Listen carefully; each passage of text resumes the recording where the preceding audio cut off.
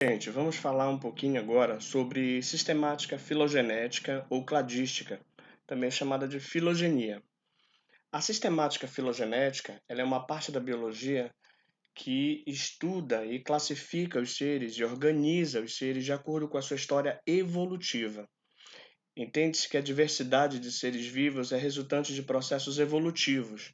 Esses processos evolutivos ocorrem por anagênese e por cladogênese. Vamos lá. Então, a cladogênese corresponde a um processo evolutivo que gera ramificações nas linhagens de organismos ao longo de sua história evolutiva e implica obrigatoriamente em especiação biológica. Então, cladogênese, um fenômeno cladogênico, é quando uma população foi separada, foi dividida em duas outras populações. E ao longo do tempo, essas populações vão se modificando e originando novas espécies. Esse processo se chama especiação biológica. A anagênese é a evolução progressiva das espécies, uma vez que as populações estejam separadas, vai havendo gradativamente uma mudança na frequência genética de uma população inteira. Quando o número suficiente de mutações atingem a fixação numa população de tal maneira que existe uma diferença significativa em relação à população ancestral, uma nova espécie pode ser designada. Vamos tentar entender agora como é que esse processo ocorre. Então, inicialmente nós temos uma população, aqui embaixo, população espécie A. Então, todos os indivíduos aqui embaixo pertencem à mesma espécie, no início de tudo. Essa população passa por um processo de cladogênese, ou seja, um processo de separação dessa população que é dividida em dois grupos. O que pode levar a essa cladogênese, a essa separação? Tá? No caso da história, nós temos a deriva continental, onde nós tínhamos antes a Pangeia, e foi dividido em dois continentes, o continente americano e o continente africano, onde está a Ásia e etc. e tal. Então, a deriva continental é um processo cladogênico. Um terremoto poderia dividir uma população em duas, né? Abrindo um cânion, abrindo um vale entre elas, tá? Ou a formação de um rio, por exemplo, poderia separar uma população em duas subpopulações. Então, primeiro ocorre um fenômeno cladogênico, separando essa população em duas menores, e eles ficam separados por uma barreira geográfica. No caso da deriva continental, essa barreira geográfica foi o Oceano Atlântico. Então, em cada um desses locais, esse aqui e esse aqui, essa população que por enquanto é da mesma espécie, ao longo de milhares e milhares de anos, foram sofrendo modificações de acordo com a condição ambiental que eles estavam. Então, as condições ambientais desta área é diferente desta área. Então, sobre essas populações, vai ocorrendo gradativamente um processo de anagênese. O que é isso? A anagênese é uma modificação gradual no código genético. Como ocorre isso? Nós vimos lá em evolução que ao longo do tempo vão ocorrendo mutações gênicas que surgem novas características através delas. Algumas dessas características serão adaptativas, outras não. O crossing over também faz com que haja mistura de material genético dentro dessa população. Crossing over ou recombinação gênica que foi estudada lá no primeiro ano. E a seleção natural vem aí o quê? Selecionando quais são as características mais importantes para a sobrevivência do ser vivo. O grande detalhe é que as características que vão ser selecionadas deste lado aqui não serão as mesmas características selecionadas para cá. De repente, uma característica que é interessante para o ser vivo sobreviver nesta área não é a mesma desta outra. Então, esse processo aqui indicado por essas setas vermelhas é o processo de anagênese. Esse processo é lento e leva milhares de anos, fazendo o quê? A seleção natural, fazendo a seleção de características positivas para a sobrevivência do ser vivo. De acordo com o passar de milhares de anos de processo de anagênese, essas duas populações que antes eram da mesma espécie vão passar por modificações de características de tal forma que nós vamos ter aqui um processo que nós vamos chamar de especiação.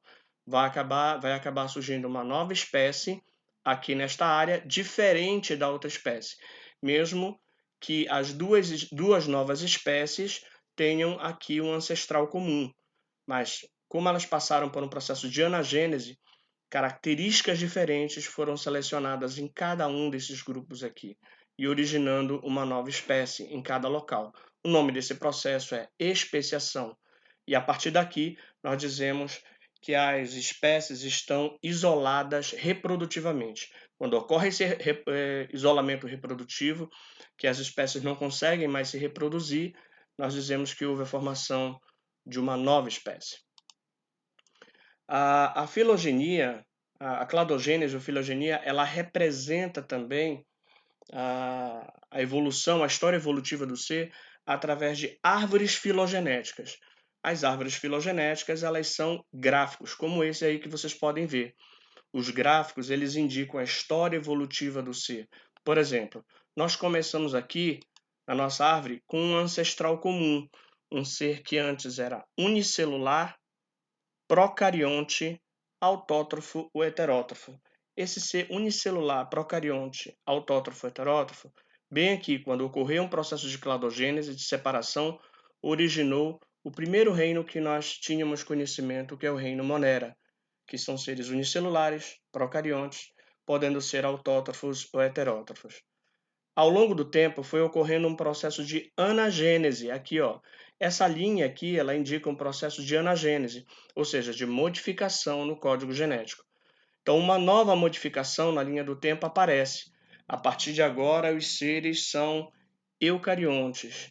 E aí, essa nova característica de ser eucarionte, ocorre um processo de cladogênese e aí nós temos um novo reino, o reino protista, que são unicelulares, mas a partir de agora eucariontes. Continuando o nosso tempo evolutivo, surge uma nova característica por anagênese. Os seres passaram a surgir seres unicelulares ou pluricelulares, sendo heterótrofos. Ocorrendo um novo fenômeno cladogênico, nós tivemos a formação do reino fungi, seres que apresentam essa característica. Continuamos a nossa escala evolutiva e ao longo do tempo surge uma nova característica. Os seres passaram a ser pluricelulares e autótrofos. Quem são os seres pluricelulares e autótrofos? Por cladogênese, nós temos o reino vegetal.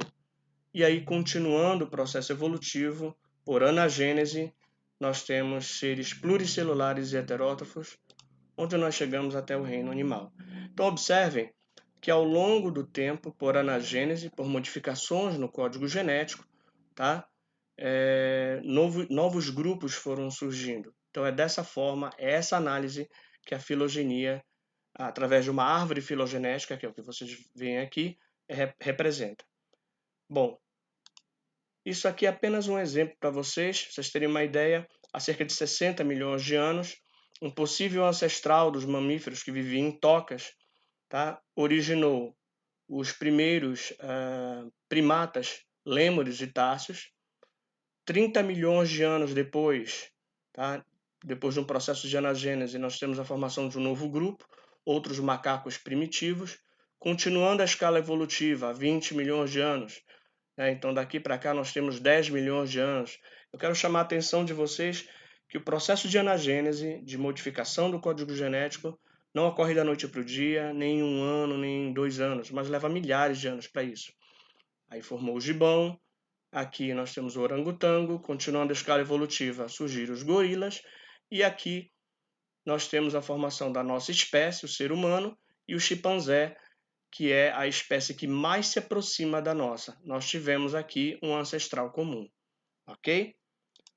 Bom, sabendo disso, antigamente nós tínhamos os 5 reinos: Monera, protista, fungi, vegetal e animal.